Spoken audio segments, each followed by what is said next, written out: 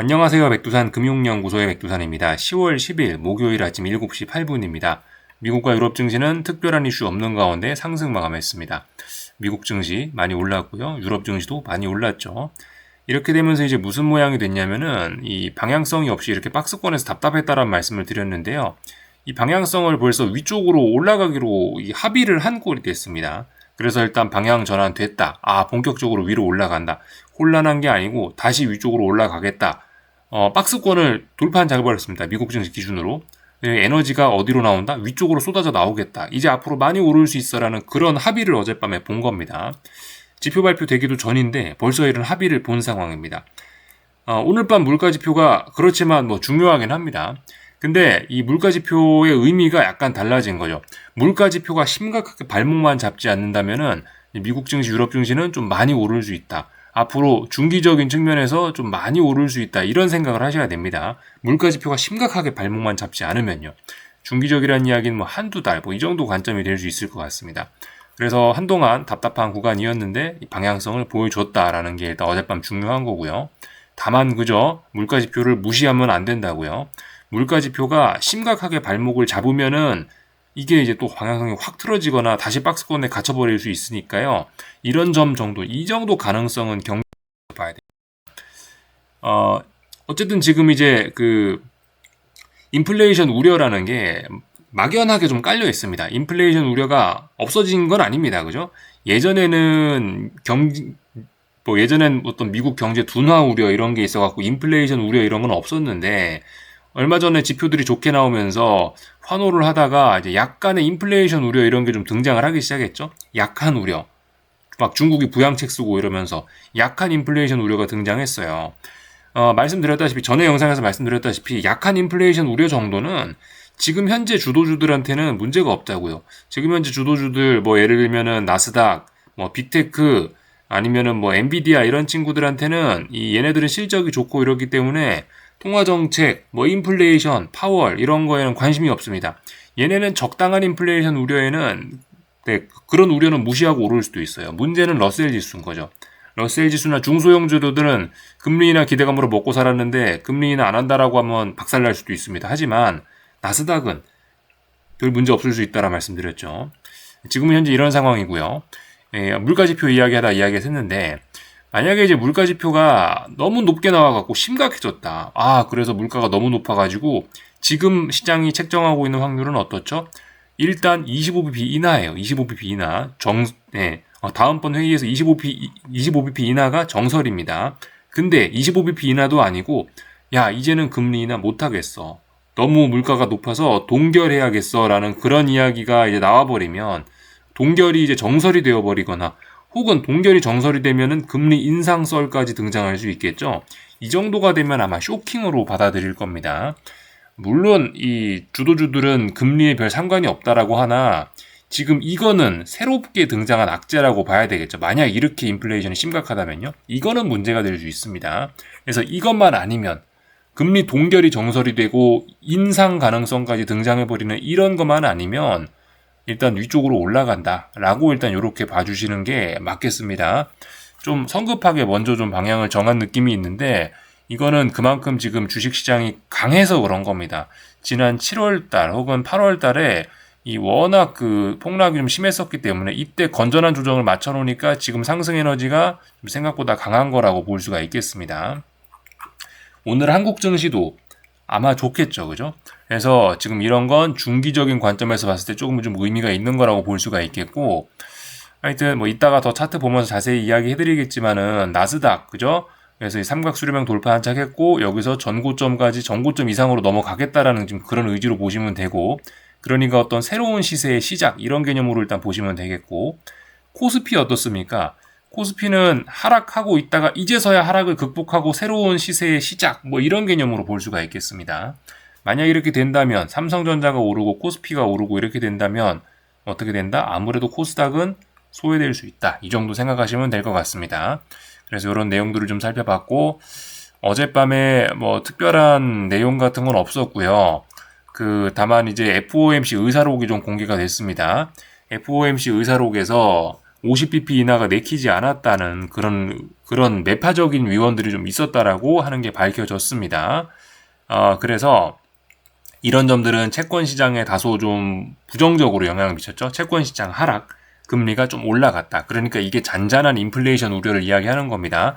그래서 페드와치를 보시면 이런 모습입니다. 페드와치를 보시면 금리를 동결할 수도 있어라는 확률이 어젯밤에 좀 더 올라갔습니다. 그래서 금리 동결 확률은 30%까지 치솟았는데요. 이 정도는 나스닥에 괜찮을 수 있다고요. 근데 여기서 만약에 이제 금리 인하가 아니고 금리 인상을 해야 되라는 그런 이야기가 나올 정도로 인플레이션이 심각해진다라고 하면 그거는 새로운 악재로 받아들이자 뭐 그런 이야기입니다.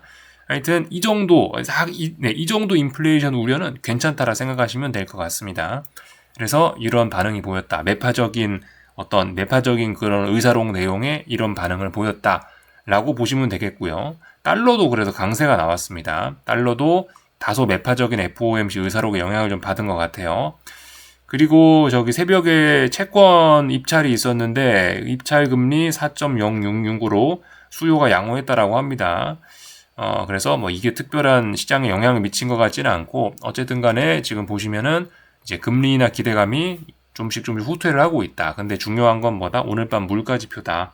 물가지표에 따라서 채권 시장도 뭐 좀 다시 반등을 할 수 있을지 일단 좀 살펴보자고요.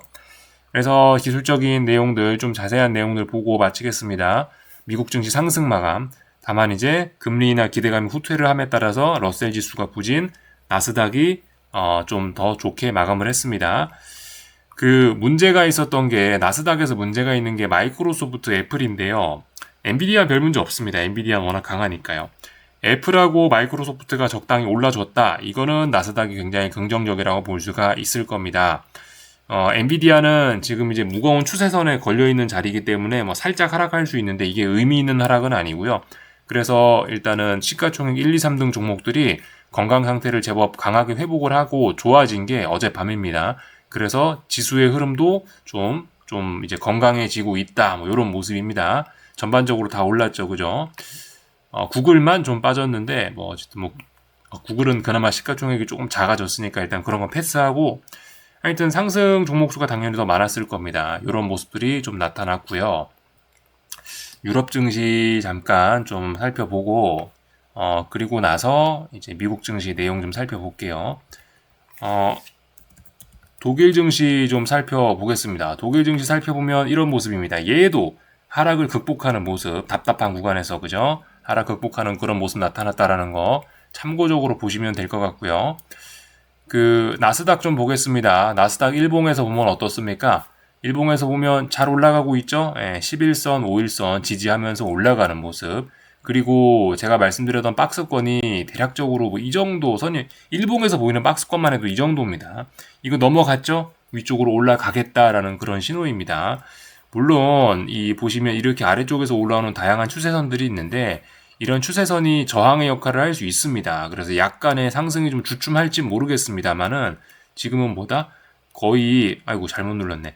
지금은 거의 3주간 이렇게 횡보를 하던 에너지가 위쪽으로 쏟아져 나오는 거기 때문에 좀 강하게 올라간다라는 걸 일단 밑바탕에 깔고 보시면 좋을 것 같습니다.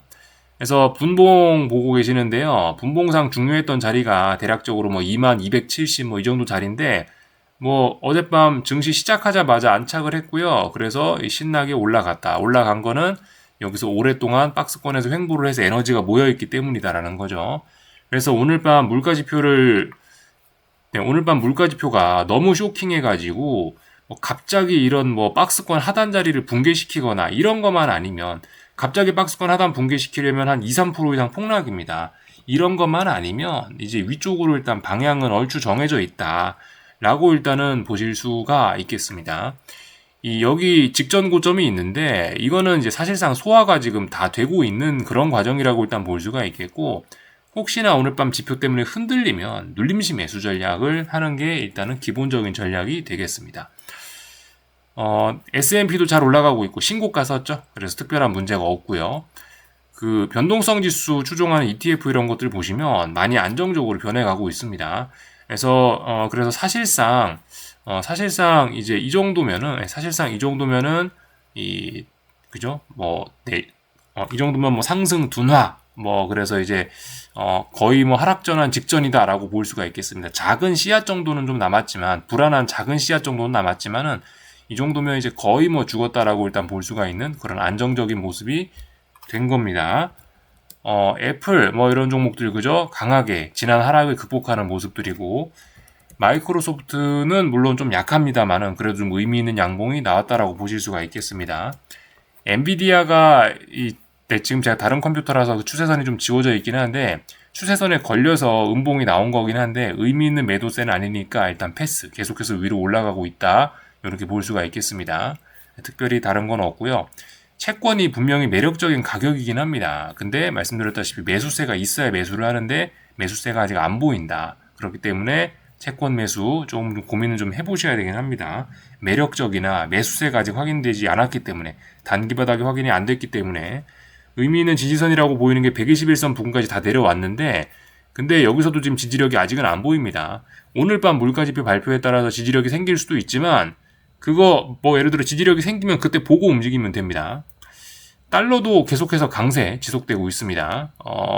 하지만 얘도 매력적으로 보이나 지지력이 아직까지 보이지 않는다. 그리고 전반적으로 말씀드리지만 계속해서 환율은, 외환 시장은 답답한 구간 안에 있기 때문에 환율 시장은 당분간 별 재미 없을 것 같다. 이 정도 이야기를 드렸었죠. 구리, 달러 강세로 인해서 원자재들 약세가 나타나고 있습니다. 국제유가가 하락하고 이런 점들은 증시에 좀 긍정적으로 작용하는지 모르겠습니다. 그리고 금리 인하 기대감 후퇴 이런 걸로 인해서 금값이 떨어지고 있죠. 유가는 아직도 지난번에 워낙 강력했던 상승세 때문에 이 정도 빠졌지만 아직도 이게 하락 전환이다라고 이야기하기는 좀 그런 것 같습니다. 아직까지는 상승 유효하다라는 판단입니다. 이게 하락을 전환하려면 조금 더 강한 매도세를 확인을 해야 될 것 같습니다. 아니면 회복을 못 하거나요. 그래서 일단 이 정도까지 좀 보면은 될 것 같고요. 한국 증시 그저 말씀드렸습니다. 좀 전에 한국 증시 코스피인데요. 코스피가 지금 보시면 오랜 횡보를 했고 에너지가 다 모여 있습니다. 여기 삼각 수렴형이잖아요. 딱 봐도 끝에 에너지가 모여 있는데 미국 증시 올랐으니까 일단 얘도 상승을 하긴 할 겁니다.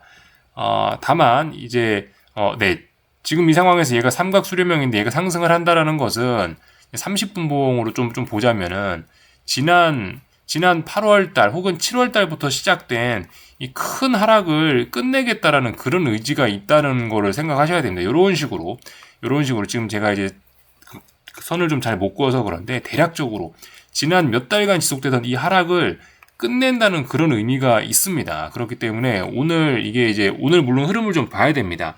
근데 일단은 미국 증시나 이런 긍정적인 모습을 봤을 때 일단 코스피도 상승 전환할 수 있어 라는 일단 그런 가능성을 좀 보셔야 될 것 같고, 얘가 상승 전환을 한다면은 얘가 오늘 확 올라준다라면 눌림시 매수 전략 생각하시는 게 맞지 않을까 싶습니다. 여기까지 봤고요. 코스피는 그렇고 코스닥은 이제 약간 서운할 수 있죠. 코스닥은 왜냐면 남들 못 오를 때 이미 신나게 올랐기 때문에 30분 봉입니다. 그렇기 때문에 좀 소외될 수 있다. 이 정도 생각하시면 될 것 같습니다. 여기까지 하겠습니다. 궁금한 거 리플 남겨주시고요. 오늘 저녁 영상에서 뵙겠습니다. 여기서 마치겠습니다.